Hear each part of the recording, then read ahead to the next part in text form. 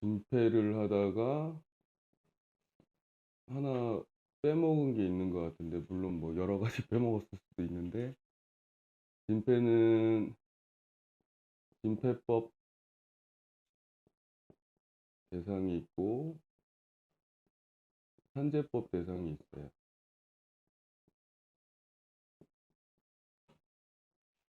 진폐법 대상만 알면 돼. 어차피 진폐법 대상 아니면 다 산재법이니까.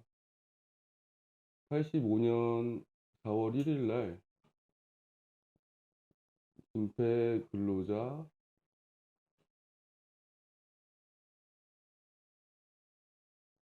보호 등 법률 뭐 이런 게 생겼어. 진폐법이 생겨서 진폐법 대상이라고 하는 거는 85년 4월 1일 이후에 1년 이상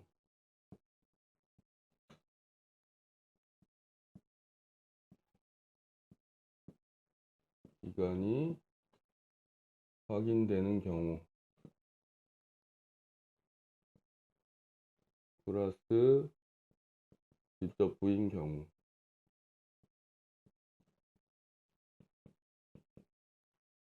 이렇게 됐을 때 진폐법 대상으로 적용이 되고요. 진폐법하고 산재법하고 가장 큰 차이점이 뭐냐면 보상 체계가 다른 거죠. 진폐법 대상이어야지만 위로금이란 걸 받을 수 있어요. 진폐법 적용자가 아니면 위로금을 받을 수가 없는 아주 큰 차이가 있죠. 그래서 우리가 진폐 뭐 최초로 청구를 한다. 진폐 한 번도 해본 적이 없으신 분들이다. 혹시나 이런 조건이 맞으면 우리가 이런 분들은 이직자 건강 진단 신청을 할 수가 있고요. 따로 진폐증에 대한 진단서 첨부가 필요 없어요. 이직자 건강진단 신청을 하면은 이 조건에 맞는 사람이면 하면 진폐 정밀검진 병원 중에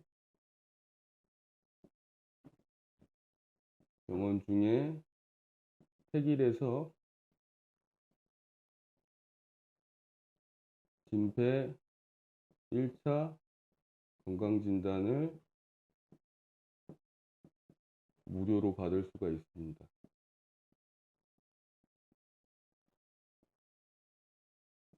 이 부분이 또 산재법하고 가장 큰 차이점이겠죠. 임반장은 뭐 해봤으니까 알 텐데 보통 이제 산재법 대상은 집행증 진단서를 첨부해야지만 최초 이양 신청을 해서 2박 3일 정밀 검진을 받을 수가 있는데 진폐법 대상은 이직자 건강진단 신청을 하고 진단서 없이 1차 때 건강진단 하는데 이때 엑스레이 찍고 뭐 피 검사하고 뭐 간략한 종합검진 해요. 이런 것들 무료로 그냥 합니다. 진폐 정밀검진 병원 중에서 하나 택해서. 다만 산재법 대상은 1차를 진폐증 진단서 첨부한 걸로 그냥 가름해 버리는 거고 바로 2박 3일 무조건 잡아줘요. 근데 진폐법 대상은 1차 이 건강진단하고 엑스레이상의 건강진단 병원에서 방사선과 판도기가 의증 이상의 소견이 없으면 2차 건강진단 비대상으로 2박 3일 검진을 아예 안 시켜버려요. 예. 1차 때 엑스레이 검사상에 병형이 1형 의증 이상 소견이 나와야지만 2차 2박 3일 우리가 얘기한 정밀검진 그 대상으로 해서 정밀검진을 시켜주는데 이게 의증도 안 나와버리고 아예 처음부터 정상 나와버리면 2박 3일 2차 검진을 아예 안 시켜줘 버립니다. 이직자는. 이게 조금 다른 부분이죠, 산재법하고. 다만 이전에 이전에 일을 했어. 탄광에서 광업 직접 부였어.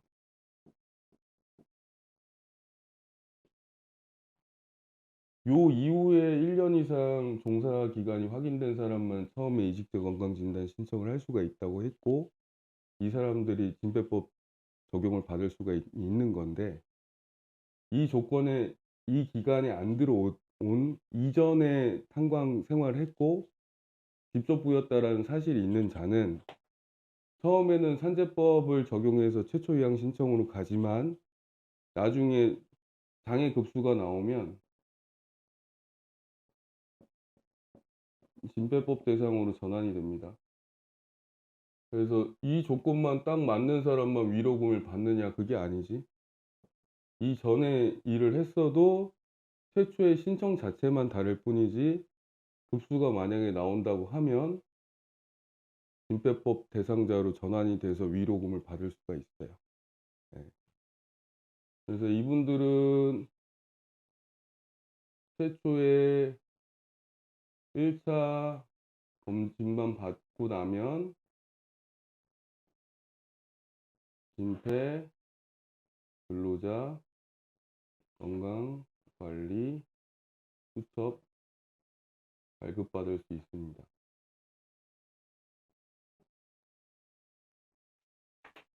진폐 근로자 건강관리 수첩.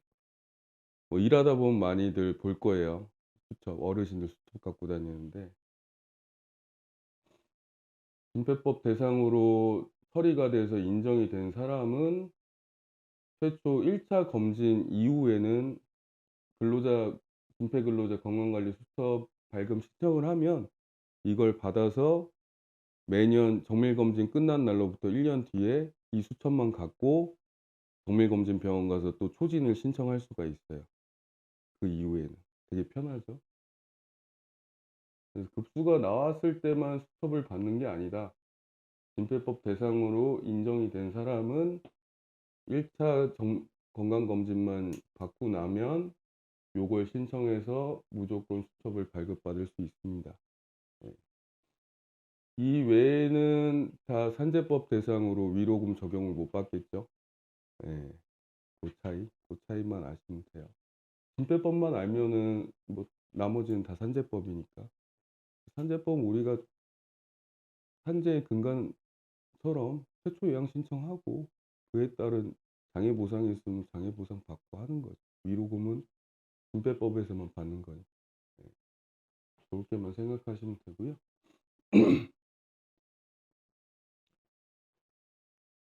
우리가 요거 내용 나왔으니까 위로금 얘기를 좀 하자면, 보통 광업이라고 하는 것들 중에 석산하고 연탄 공장, 이 두 부분은 광업이 아니라고 생각하는 사람들이 많아요. 공단도 마찬가지고. 근데 석산은 이 암석이 있는 이 암석 바위 산 자체를 깎아서 발파해 갖고 나오는 원석들을 캐내는 거야. 암석, 채굴, 채취업, 이렇게 업종 자체가 이렇게 분류가 됩니다. 석산 같은 경우는 암석, 채굴, 채취업 또는 채석, 채취업으로 분류가 돼요. 요거는 한국 표준 산업 표준 분류상에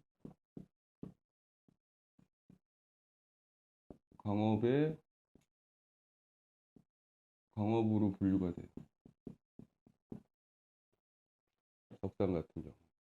그래서 아직도 공단이 맨날 뭐 2년마다 사람들이 바뀌어서 아직도 무슨 석산에서 근무하신 분들 위로금을 아직도 안 주는 경우들이 있어요.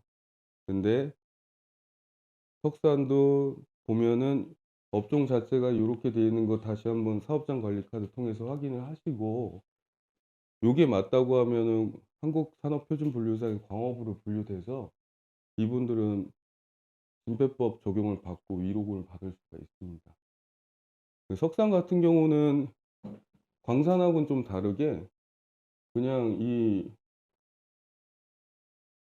돌산을 발파해서 깎아서 원석을 나르고 하는 그런 작업들의 연속이기 때문에 간접부라는 게 있을 수가 없어요, 이거는. 물론 뭐 그 꼬치꼬치 공단에서 뭐 운전만 하신 분들도 있지 않냐 뭐 이런 말도 안 되는 소리 하고 있는데 실제로 진폐보상부에서 뭐 진폐 관련된 보상은 다 진폐보상부에서 주기 때문에 진폐보상부에서는 고런 거에 대해서 태클을 걸지 않고 있어요. 그래서 석산 같은 경우는 다 직접부예요. 당연히 발파해서 그 암석 캔에서 계속 광물을 내가 직접 취급하는 일 말고는 뭐 다른 게 있을 수가 없으니까. 예. 뭐 직접부 뭐 간접부 이거 논란이 있는 사업은 아닙니다, 석산이란. 그리고 연탄 공장은 쪼끔 신기하죠. 요게 광업으로 분류되는 자체가. 예. 근데 이게 92 년, 99년 이전, 중간, 이후 요렇게 나눠질 겁니다. 그래서 92년 이전에는 탄광, 직영, 연탄 공장이었으면 광업으로 분류되고요. 요때는 요 사이는 무조건 광업으로 분류돼요. 99년 이후에는 제조업으로 분류되고. 그래서 요 구간들을 잘 생각해서 요때 재직한 사실이 있다 하면은 이것도 직접부, 간접부를 논할 건 없어요, 연탄 공장도. 예.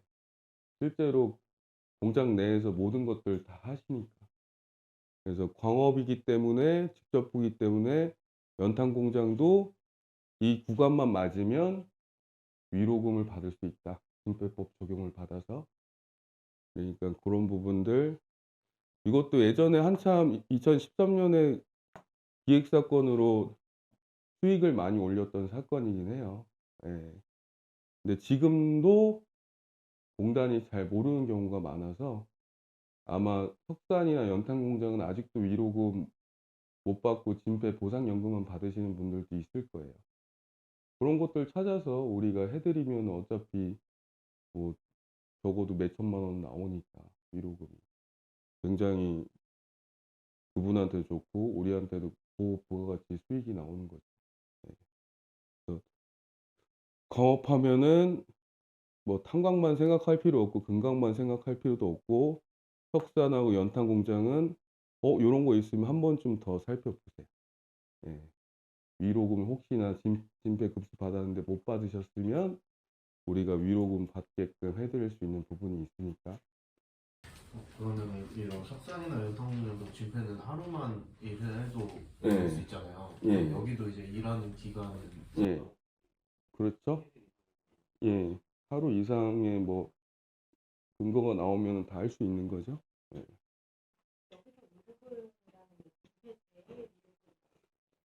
그거는 신법인지 국법인지에 따라서 달라지겠죠.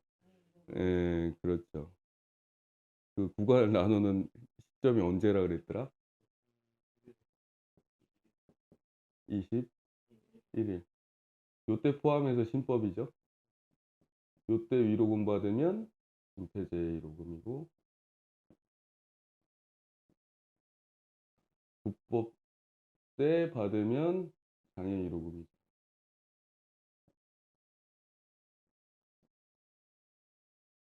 요새 만나면 다 재위로금 대상이겠지 뭐. 예 뭐 예전에 급수 받으신 분이 아니라고 하면. 예. 그래서 위로금이 있고 없고의 차이는 굉장히 크죠. 예. 뭐 그 당사자한테도 굉장히 큰 부분이고. 그래서 여기 뭐 보령 같은 경우는 석재 단지도 많은데 석재는 당연히 위로금 대상이 아니고 지배법 대상이 아니니까 연금만 받으시고 하는 부분들 때문에 좀 박탈감을 느끼고 계시는 분들이 많죠. 그래서 뭐 분진 작업 종사자들 뭐 사무실 내방에서 사건 맡으면은 진폐로 사건 진행할 수 있겠어요?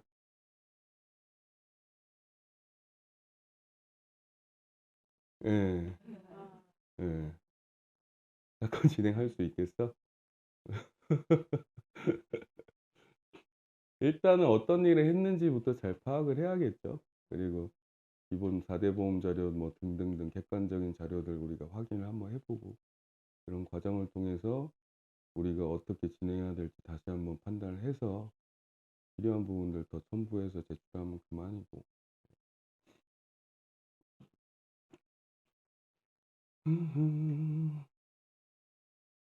우리 평균 임금을 해볼까요? 평균 임금은 만약에 우리 입장에서는 평균 임금 산정 사유 발생일이 되는 시점이 거의 뭐 산재를 떠나서는 뭐 퇴직할 때 우리가 많이 평균 임금 산정을 하게끔 되잖아요. 그러면은 기본적으로 우리는 월급 받은 명세서나 이런 것들이 뭐 충분하니까 이게 평균 임금이 되죠. 기본적인 등기법상 평균 임금. 등기법상 정확한 평균 임금이라고 볼 수 있죠. 요 일수는 89일에서 90일 요 정도 돼 있을 거고 달마다 조금 다르니까요. 근데 이 근간을 우리는 또 잊어버리면 안 돼. 내가 산재의 근간을 잊어버리지 말라고 했듯이. 왜냐하면 우리가 사건을 맡는 거는 이런 경우는 없기 때문에 어느 순간 이 기본적인 개념 자체를 잊어버리고 평균 임금을 대하는 경우들이 생겨서 이거를 절대 근간을 흔들리면 안 된다라는 얘기를 먼저 말씀드리고 나서 제가 얘기를 할게요. 이런 등기법상 정확한 평균 임금 대 특례라는 게 있습니다. 직업병 산정 특례. 이게 뭐냐? 우리 직업병이라는 거는 솔직히 말하면 언제 걸렸는지 우리가 알 수가 없어. 그래서 그냥 행정적으로 우리 서로 합의하에 그 진단을 받은 진단일을 우리가 직업병 발병일로 보자. 이렇게 정한 것 뿐이에요. 실제로는 그 전에 걸렸겠지. 솔직히 직업병 확인됐을 때 그때 걸렸다라고 볼 수 없잖아. 이게 뭐 사고도 아니고 외력에 의해서 된 것도 아니니까. 그냥 이렇게 정한 거야, 우리끼리. 그렇다면 이 사람이 재직 중에 예를 들어서 진폐가 있었을 수도 있잖아요. 진폐증 자체가. 근데 뒤늦게 발견될 걸 수도 있는 거라 직업병이라는 건 만성 노출에 의해서 우리가 생기는 것들이니까. 그러면 재직 중에 내가 직업병이 있는지도 모르고 일을 했어. 그러면 노동력이 떨어지겠죠? 자기도 모르게. 그러면 임금도 떨어져 버린다고 생각이 드는 거야. 많은 노동을 통해서 임금이 내가 더 올라가는 게 기본 임금의 구조니까.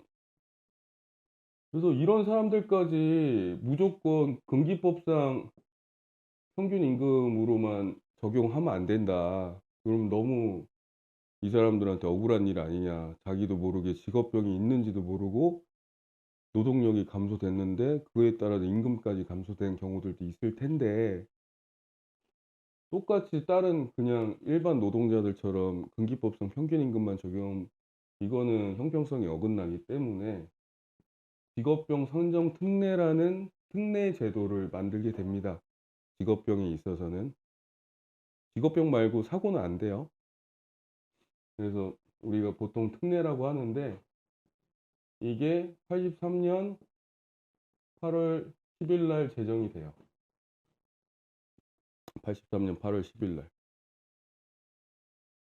그전까지는 금기법을 했겠죠. 당연히 이 제도가 없었으니까. 그래서 특례라는 제도를 만들었고, 이건 공식이에요. 지금부터 얘기하는 건. 요때는 이렇게만 외우면 돼. 중분류 3개월. 이 기간에 재발생일이 이 기간에 있는 사람, 즉 진단일이겠죠. 직업병 진단일. 재발생일 기준의 법을 따라야 되니까 우리는 항상.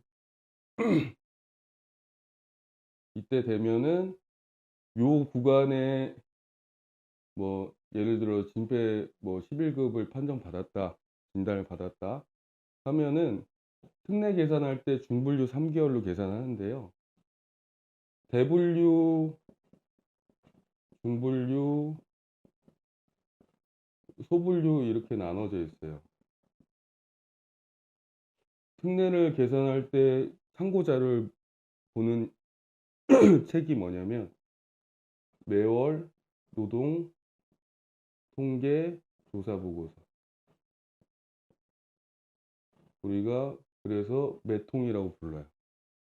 이거는 고용노동통계 사이트 들어가면 다 볼 수 있습니다. 이 데이터야, 다 데이터. 네.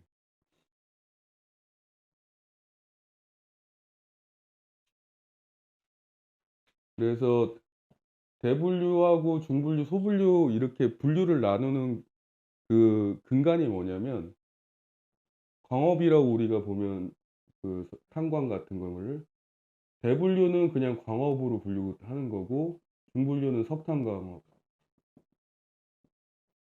소분류는 세탄, 쇠굴 뭐 이렇게 조금 더 세분화되는 느낌으로 가는 게 대분류, 중분류, 소분류 나누는 그 근간이에요.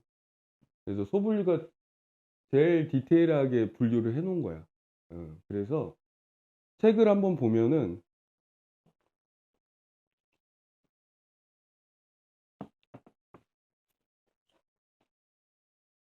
여기 한번 보세요. 책을 보면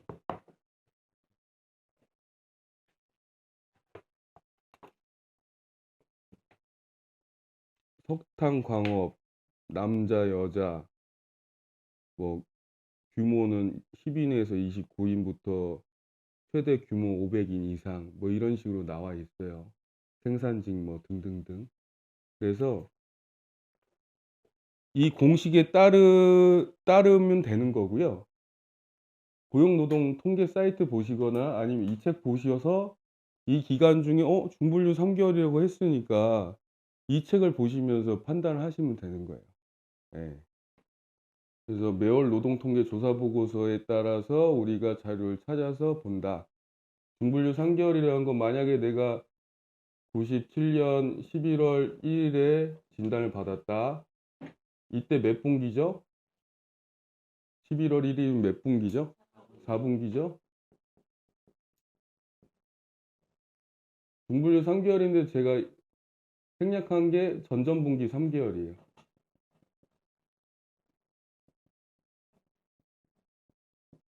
전전분기 말일 기준 3개월이거든요. 그러면은 이때가 4분기잖아. 내가 진단받았던 재발생일이.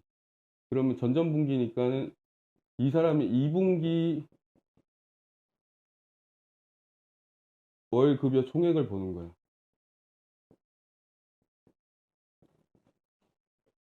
맞죠? 전전분기니까.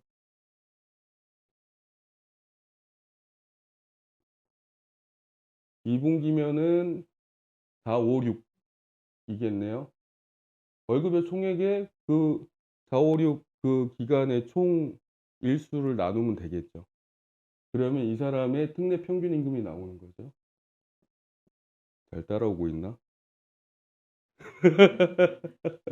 다시 특례는 공식이에요. 어차피 이렇게 정하자고 해서 시행령으로 이렇게 총 4번에 걸쳐서 바뀌어요. 시행령이. 이때 시행령은 재발생일 기준 전전분기 중분류 3개월에 대한 임금을 구해서 나오는 게 특례 임금이라고 우리가 하자라고 했을 뿐이야. 그래서 이거에 대해서 더 이상 설명해 줄 게 없어. 그냥 공식이야, 공식. 그때 그렇게 하자고 했으니까. 근데 다만 우리가 특례를 우리가 구해 볼 수가 있어야 돼. 보통 다 우리가 진폐 요양환자나 이런 사람들은 요때쯤 요양하신 분들이 굉장히 많거든요. 그래서 이 사람은 대부분 거의 다 특례로 돼 있는 경우들이 굉장히 많아요. 근데 지금 현재 어떤 임금으로 우리가 정해져 있는지 모르고 평균 임금 정정을 할 수가 없잖아.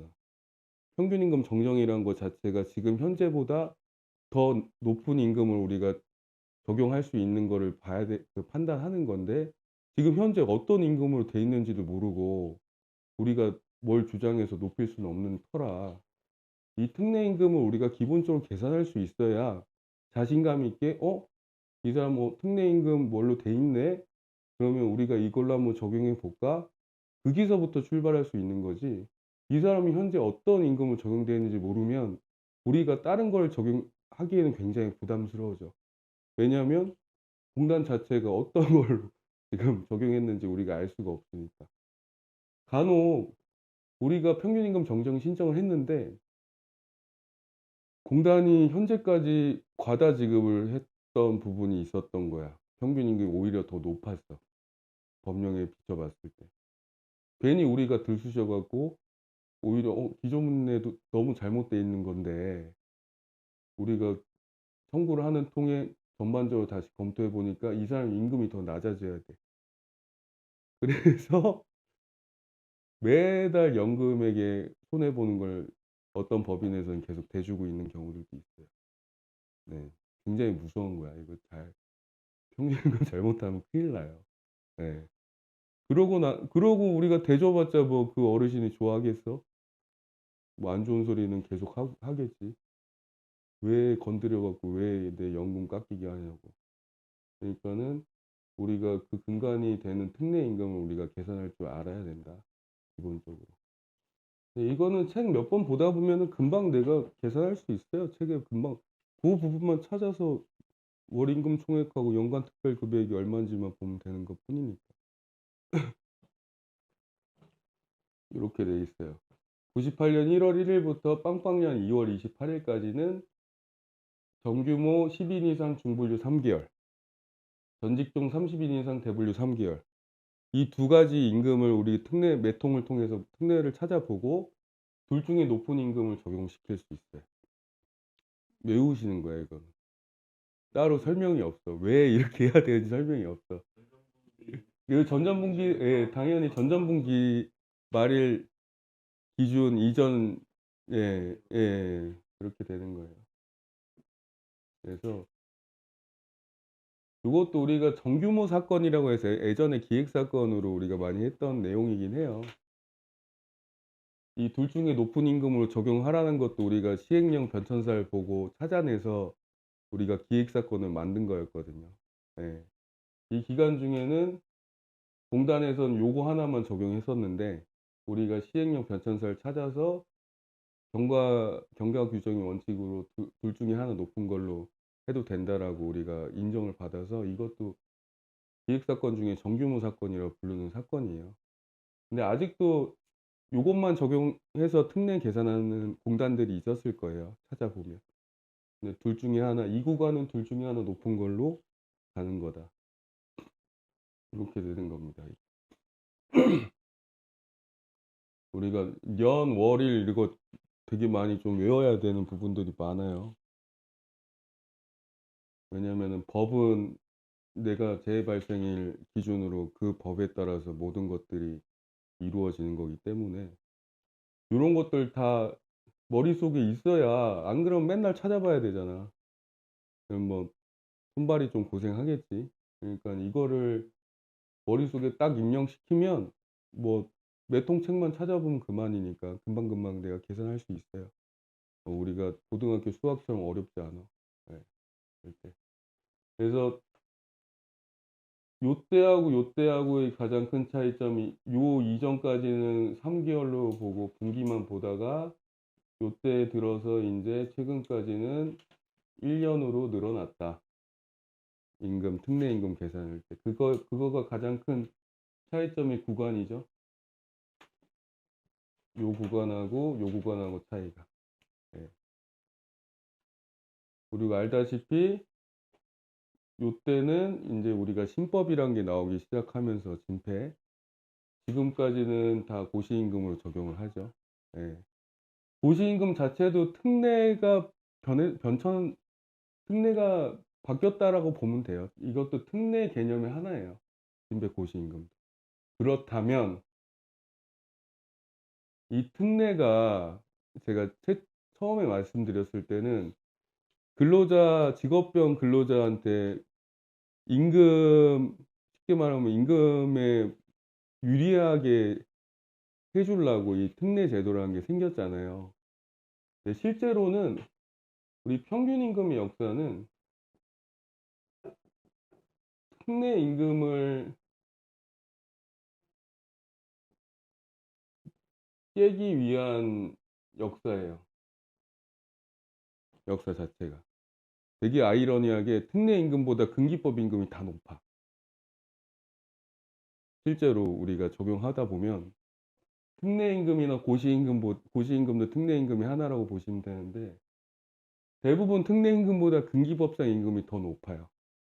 그래서 아이러니하게 특례 임금을 우리가 깨보자. 깨서 근기법상 임금을 최대한 우리가 찾아보자. 그런 취지로 계속해서 평균 임금 모든 역사가 시작돼요.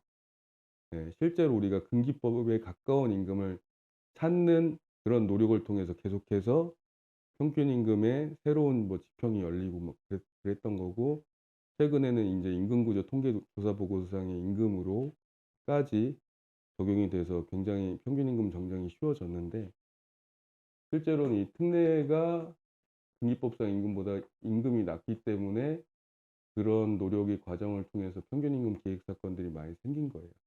그렇게 생각. 이사님, 근데 예. 이번에서 전규모 10인 이상이랑 예. 전직종 30인 이상이라는 게 어떤 건지 와닿지 어, 이게 규모 같은 경우가 보통 10인에서 29인, 30인에서 99, 100에서 200, 예.